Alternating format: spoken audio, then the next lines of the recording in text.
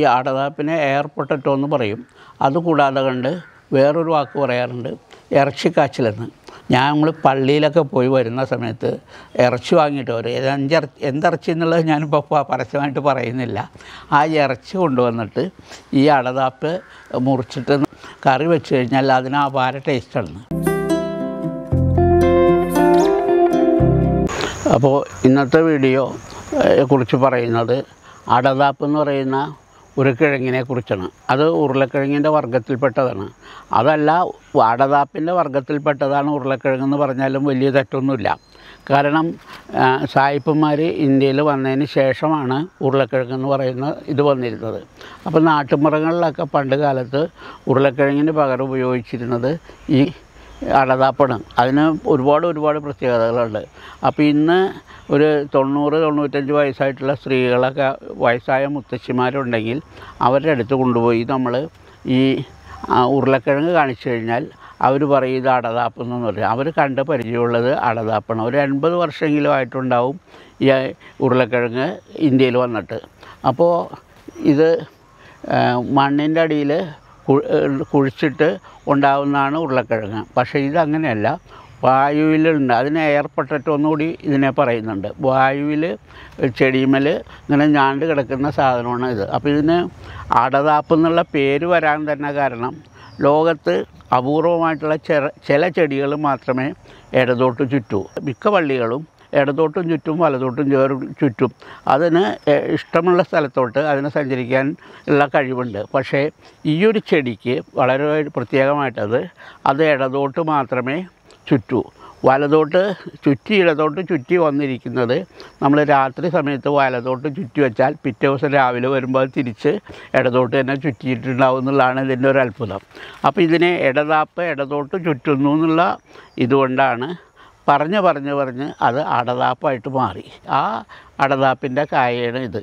അപ്പോൾ ഇതൊരു 15 വർഷത്തിൽ കൂടുതലായിട്ടുണ്ട് ഞാൻ ഇത് കേരളത്തിൽ കൃഷിയിലും കൃഷി ഗ്രൂപ്പുകളിലും ആളുകൾക്കൊക്കെ കൊടുക്കാനും ഇതിനെ പരിചയപ്പെടുത്താനും തുടങ്ങിയിട്ട്. അപ്പോൾ നഷ്ടപ്പെട്ടുകൊണ്ടിരിക്കുന്ന പലതിനെയും കുറിച്ച് തേടി കണ്ടുപിടിച്ച് അത് പൊതുജനങ്ങളുടെ ഇടയിലേക്ക് കൊടുക്കുക എന്നുള്ള ഒരു ചെറിയ ചടങ്ങുകൾ ഞാൻ കൊല്ലങ്ങളായിട്ട് ചെയ്തുകൊണ്ടിരിക്കുന്നത്. അപ്പോൾ ഇപ്പോൾ ഈ അടതാപ്പിനെ കുറിച്ച് 3-4 വീഡിയോ പലരും ചെയ്തിട്ടുണ്ട്. അത് നിങ്ങളൊക്കെ കണ്ടു കാണും. പലരും ഇപ്പോൾ ചെയ്യുന്നുണ്ട്. അപ്പോൾ ഇതിൻ്റെ വിത്ത് കായ മുളപ്പിച്ചാണ് പുതിയ തൈകളുണ്ടാക്കുന്നത്. തണ്ട് മുറിച്ച് നട്ടാലൊന്നും ഇതിൽ നിന്ന് അടതാപ്പ് ഉണ്ടാവില്ല. അപ്പോൾ മാർച്ച് ഏപ്രിൽ മാസം ആകുമ്പോഴാണ് ഇത് മുളയ്ക്കുക. മുളച്ച് കഴിഞ്ഞാൽ നമുക്ക് മണ്ണിൽ നടാം. അതിൻ്റെ കടക്കിൽ വലിയ കിഴങ്ങ് മാതിരി ഉണ്ടാവും.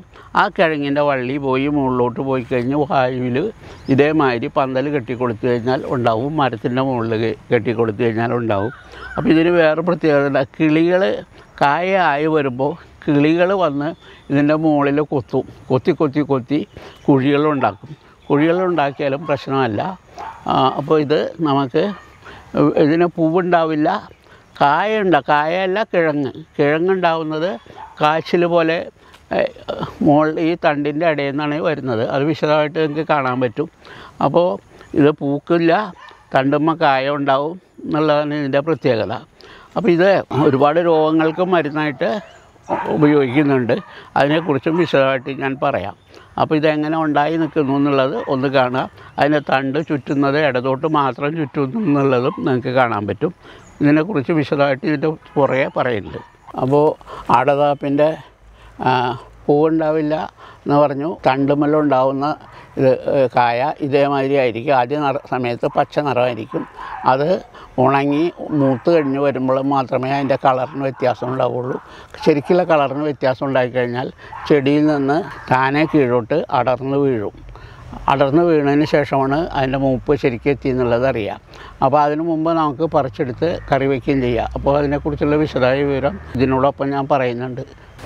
അടതാപ്പിനെ കുറിച്ച് കുറച്ച് കാര്യങ്ങൾ പറഞ്ഞു. ഇനിയും കുറച്ച് കാര്യങ്ങൾ കൂടി പറയാം. അപ്പോൾ ഈ അടതാപ്പിനെ എയർപോട്ടറ്റോ എന്ന് പറയും. അതുകൂടാതെ കണ്ട് വേറൊരു വാക്ക് പറയാറുണ്ട്, ഇറച്ചിക്കാച്ചിലെന്ന്. അതെന്താ പറയാൻ കാരണം എന്ന് വെച്ചിട്ടുണ്ടെങ്കിൽ ഞാനായിട്ട് പരിചയപ്പെട്ട ഒരു അമ്മമ്മ ക്രിസ്ത്യൻ അമ്മമ്മ പറഞ്ഞത് എന്ന് വെച്ചിട്ടുണ്ടെങ്കിൽ, ഞങ്ങൾ പള്ളിയിലൊക്കെ പോയി വരുന്ന സമയത്ത് ഇറച്ചി വാങ്ങിയിട്ട് വരും. എന്തിറച്ചി എന്നുള്ളത് ഞാനിപ്പോൾ പരസ്യമായിട്ട് പറയുന്നില്ല. ആ ഇറച്ചി കൊണ്ടുവന്നിട്ട് ഈ അടതാപ്പ് മുറിച്ചിട്ട് കറി വെച്ച് കഴിഞ്ഞാൽ അതിന് അപാര ടേസ്റ്റാണ്. ശരിക്കും ആ ഇറച്ചി എന്താണെന്നുള്ളത് മലയാളത്തിൽ ശരിക്കും പറഞ്ഞു കഴിഞ്ഞാൽ അങ്കമാലിക്കാരി അമ്മാമ്മയാണത്. അപ്പോൾ അറിയാം നിങ്ങൾക്ക് പന്നിയിറച്ചിയാണെന്നുള്ളത്. അപ്പോൾ പന്നിയിറച്ചിക്ക് നല്ല ടേസ്റ്റ് ഉണ്ടാവണമെങ്കിൽ ഈ അടതാപ്പ് ഇത് ചെയ്യണം. അപ്പോൾ ചെറുതല്ല കറി വയ്ക്കാൻ ഉപയോഗിക്കുന്നത്, വലുതായിട്ട് ഇതേമാതിരി ഉണ്ട്. അപ്പോൾ 1 കിലോ, 1.5 കിലോ, 2 കിലോ വരെ ഈ മുകളിലുണ്ടാവുന്ന വലിയ കിഴങ്ങുണ്ടാവും. അത് സാധാരണ നടാൻ ഉപയോഗിക്കാറില്ല. നടാൻ ഉപയോഗിക്കുന്നത് ഇതേമാതിരി ചെറിയ ഇതുകളാണ്. ഇത് ഒക്ടോബർ, നവംബർ, ഡിസംബർ ആകുമ്പോൾ നമുക്ക് കായ പറിച്ചെടുക്കാം. ഇത് 6-7 മാസം വരെ ഇതിങ്ങനെ വെറുതെ ഇരിക്കും. അത് കഴിഞ്ഞ് മുള വന്നതിന് ശേഷമേ ഏപ്രിൽ ആകുമ്പോൾ മുളയ്ക്കുമ്പോഴേ കൊണ്ടുപോയി മണ്ണിൽ നടാൻ പാടുള്ളൂ. ഇപ്പോൾ കൊണ്ടുപോയി മണ്ണിൽ നട്ട് കഴിഞ്ഞാൽ അത് അവിടെ കിടന്ന് ചൂടും വെയിലും കൊണ്ട് നശിച്ചു പോവും, ചീഞ്ഞു പോവും. അപ്പോൾ ഇത് വെറുതെ ഒരു ദിക്കിൽ വെച്ചാൽ ഇതിൽ നിന്ന് തന്നെത്താൻ മുള വന്നൊരു വള്ളി മുകളിലോട്ട് കയറി വരും. അതിൻ്റെ ടൈം മാർച്ച്, ഏപ്രിലാണ്, വിഷുവിൻ്റെ ടൈമാണത്. ആ സമയത്ത് മണ്ണിൽ കൊണ്ടുപോയി നടാം. മണ്ണിൽ നട്ടുണ്ടാകുന്ന കിഴങ്ങ് സോറിയാസിസിന് മരുന്നായിട്ട് പല വൈദ്യന്മാരും ഉപയോഗിക്കുന്നുണ്ട്. അത് കറി വിഷു ആളുകൾക്ക് കൊടുക്കാൻ ഉപയോഗിക്കുന്നുണ്ട്. പലരും വൈദ്യന്മാർ വന്ന് വാങ്ങിക്കൊണ്ടു പോകാറുണ്ട്, അവർക്ക് പരിചയമുള്ള ആളുകൾക്ക് കൊടുക്കാൻ വേണ്ടിയിട്ട്. ഉരുളക്കിഴങ്ങ് സാധാരണ തൊലി കളഞ്ഞു കഴിഞ്ഞാൽ അതിൻ്റെ നിറം വെള്ള നിറമാണ്. ഇത് തൊലി കളഞ്ഞാൽ ഇതിൻ്റെ നിറം പച്ച നിറമാണ്. അതാണ് ഇതിൻ്റെ പ്രത്യേകത. അപ്പോൾ ഇത് നമുക്ക് വീട്ടിൽ നട്ട് ഏപ്രിൽ മാസമാകുമ്പോൾ നട്ട് ഒരു മരത്തുമ്മലേക്ക് കയറ്റി കൊടുത്താൽ ഡിസംബർ, ജനുവരി ആകുമ്പോൾ മുകളിൽ നിന്ന് കായ ഒരുപാട് ഉണ്ടാവും. അത് കൊഴിഞ്ഞ് തന്നെ വീഴുമ്പോൾ തന്നെ പറിച്ചെടുക്കുക. അല്ലെങ്കിൽ കുറച്ച് മൂപ്പായി കഴിഞ്ഞ് കളർ വ്യത്യാസം വന്നു കഴിഞ്ഞാൽ നമുക്ക് പറിച്ചെടുക്കുകയും ചെയ്യാം. അപ്പോൾ ഈ തണ്ട് നട്ട് ഒരിക്കലും ഇതൊന്നും ഉണ്ടാവില്ല. അപ്പോൾ കിഴങ്ങ് തന്നെ നട്ടിട്ട് വേണം ഇത് ഉണ്ടാക്കണമെന്നുണ്ടെങ്കിൽ. അപ്പോൾ ഇത് എല്ലാ വർഷവും ആളുകൾക്ക് ഞാൻ കൊറിയറായിട്ട് അയച്ചു കൊടുക്കാറുണ്ട്. അതിപ്പോൾ അടുത്ത കൊല്ലവും ഫെബ്രുവരി, മാർച്ചൊക്കെ ആവുന്ന സമയത്ത് വിളിച്ചു കഴിഞ്ഞാൽ ആ സമയത്ത് അയച്ചു കൊടുക്കുക. അല്ല കുറേ നേരത്തെ അയച്ചു കൊടുത്താലത്തെ പ്രശ്നം എന്താണെന്ന് വെച്ചിട്ടുണ്ടെങ്കിൽ 6-7 മാസം സൂക്ഷിച്ച് വെച്ചിട്ട് ധൃതി പിടിച്ച് അവർ കൊണ്ടുപോയി മണ്ണിൽ കൊണ്ടുപോയി നടും. അത് ചീഞ്ഞും പൂവും കേടുവരും. എന്നിട്ട് അവസാനം അവർക്ക് പറ്റിയ എന്തെങ്കിലും വിധത്തിൽ തെറി വിളിച്ചില്ലെങ്കിലും ചീത്ത വിളിക്കും, ഞങ്ങളുടെ കാശ് പോയല്ലോ എന്നും പറഞ്ഞിട്ട്. അപ്പോൾ അതുകൊണ്ട് ജനുവരി, ഫെബ്രുവരിയൊക്കെ കഴിഞ്ഞിട്ട് മുള വരുന്ന സമയത്താണ് ഞാൻ സാധാരണ ആളുകൾക്ക് കൊടുക്കാറ്. ഇക്കൊല്ലവും അതേമാതിരി, ഇക്കൊല്ലമല്ല അടുത്ത കൊല്ലം ജനുവരിക്ക് ശേഷം മുള വന്നതിന് ശേഷം ആളുകൾക്ക് കൊറിയറായിട്ട് അയച്ചു കൊടുക്കുന്നുണ്ട്.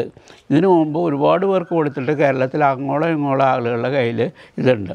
അപ്പോൾ ഇത് വലുത് കറി വയ്ക്കാനും ചെറുത് നടാനും ഉപയോഗിക്കുക, ചെറുതും കറി വയ്ക്കാനും ഉപയോഗിക്കുക.